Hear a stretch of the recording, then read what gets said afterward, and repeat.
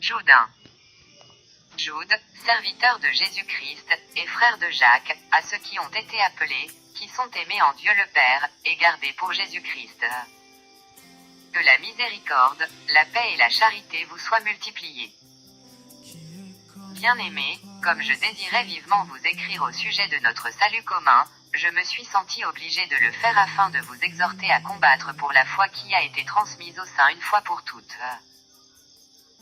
Car il s'est glissé parmi vous certains hommes, dont la condamnation est écrite depuis longtemps, des impies, qui changent la grâce de notre Dieu en dissolution, et qui renient notre seul Maître et Seigneur Jésus-Christ.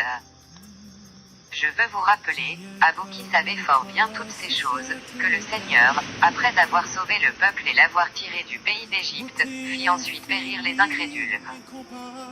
Qu'il a réservé pour le jugement du grand jour, enchaînés éternellement par les ténèbres, les anges qui n'ont pas gardé leur dignité, mais qui ont abandonné leur propre demeure.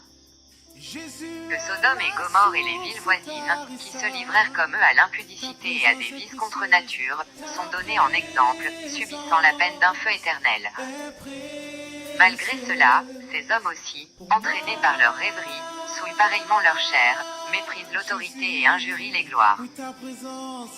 Or, l'archange Michel, lorsqu'il contestait avec le diable et lui disputait le corps de Moïse, n'osa pas porter contre lui un jugement injurieux, mais il dit que le Seigneur te réprime. Eux, au contraire, ils parlent d'une manière injurieuse de ce qu'ils ignorent, et ils se corrompent dans ce qu'ils savent naturellement comme les brutes. Malheur à eux.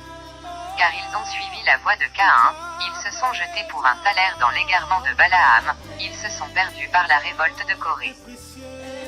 Ce sont des écueils dans vos agapes, faisant impudemment bonne chère, se repaissant eux-mêmes.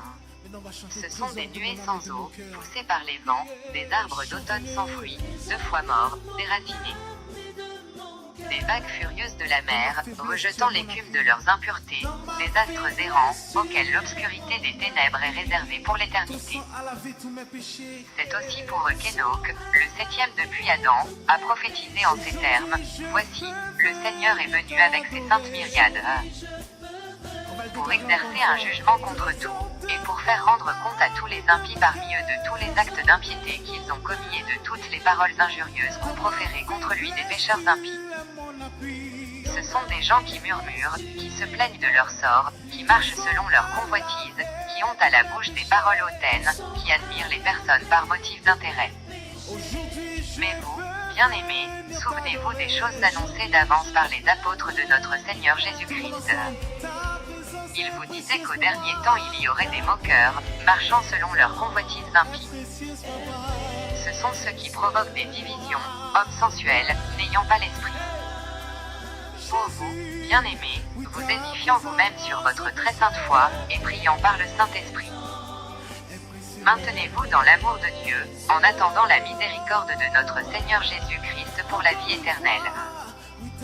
Reprenez les uns, ceux qui contestent. Sauvez-en d'autres en les arrachant du feu, et pour d'autres encore, ayez une pitié mêlée de crainte, haïssant jusqu'à la tunique souillée par la chair. Or, à celui qui peut vous préserver de toute chute et vous faire paraître devant sa gloire irrépréhensible et dans l'allégresse.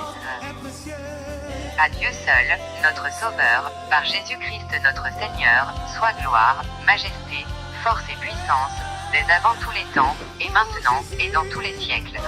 Amen.